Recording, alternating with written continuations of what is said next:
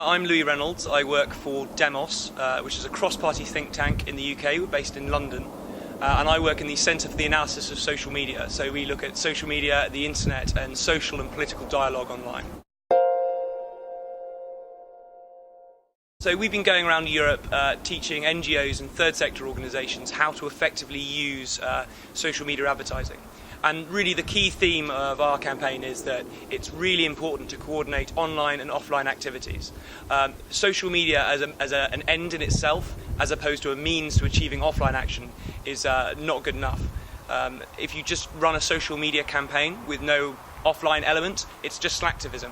And in the end of the day, you know, when it comes to the European elections, it's not the likes that a party's page has or an organisation's page has, it's how many people vote and who they vote for. So commonly in Europe, we make a series of mistakes. We use social media to just set up a Facebook page and a Twitter account and that's it. When actually there are much more intelligent ways to use it. And it's about targeting your specific groups that you're interested in, engaging them in a dialogue, you know, and using the multi-dimensional communication tool that social media is, as opposed to, you know, just the same effect you would have if you used newspaper advertising or television advertising. Social media, it's not just a tool you can use for increasing voter turnout. Increasingly, especially for young people, social media is the new digital public space where social and political dialogue takes place. And parties, political parties and voter turnout organisations and third sector organisations can't afford to neglect this really critical area. Rock the Vote, the American organisation, has done some fantastic things where it has a really good digital campaign that supports its offline efforts. So it'll have celebrity appearances, offline events, parties. One of the best things they have is they had a campaign with QR scannable T-shirts. So you would scan the T-shirt that the activist was wearing and it would take you immediately to a voter registration site. So those are the kind of innovative ways of using offline and online communications together. But it's really important to engage with the local communities that already exist. So the best social media campaigns will follow along the skeleton, if you will, of local youth clubs, local sports clubs, local community hubs. And that's when you get a really effective campaign. Because again, you know, online campaigning is all well and good, but at the end of the day, it's actual communities, local people, you know, the specific groups you want to act, you want them to turn up at the polling station, and it's critical to integrate the two approaches. There's a sociological experiment in America where they had a Facebook advert, and I think it was roughly 60 million people saw this advert, and it was a banner that said, you know, go out and vote, and there was a button to click that said I voted, so it was interactive, which is really useful.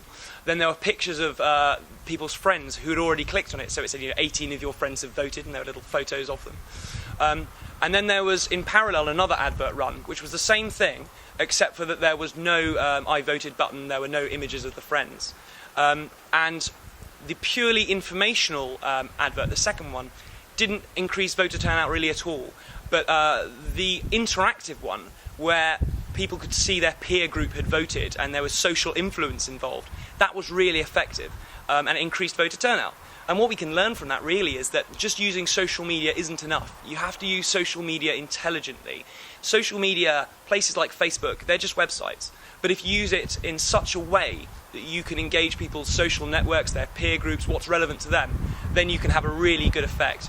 And really, you know, it's cost effective. If we can teach third sector organisations how to use social media well, then we can save them money and we can increase their influence. Often these are very small organisations, you know, with brilliant ideas but not many people. Social media allows them to amplify their effects and make their campaigns bigger. Young people vote generally less, though actually, as I showed, you know, as I've been going around Europe, I've showed, often 18 to 24-year-olds vote actually more than the age bracket 10 years above that. So, you know, it varies from country to country. But I mean, it's not just about whether people are interested in the act of voting.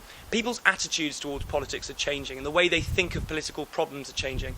And I would argue, in fact, that the idea that young people aren't interested in politics is absolute nonsense. Young people today are more knowledgeable than any previous generation. They're more politically intelligent, and they're more apartisan, which means they're less tied to party identity. They're more likely to consider the salient issues in an election and then act based upon those. So they're not less involved, they are differently involved, and they're more intelligently involved. And what we need to do is change the ways we access voters, and not just that, but actually change our political system perhaps, to engage with this new type of politics. You know, organisations that look at voting in the old way of, you know, just a duty and there's a tribal loyalty to the left or the right, those organisations they're not going to be part of the future. Really, the future of voting, the future of democracy is issues-led, and it's not about patronising young people and saying, you know, you've got to go out and vote. It's about understanding what young people care about and engaging them based on that.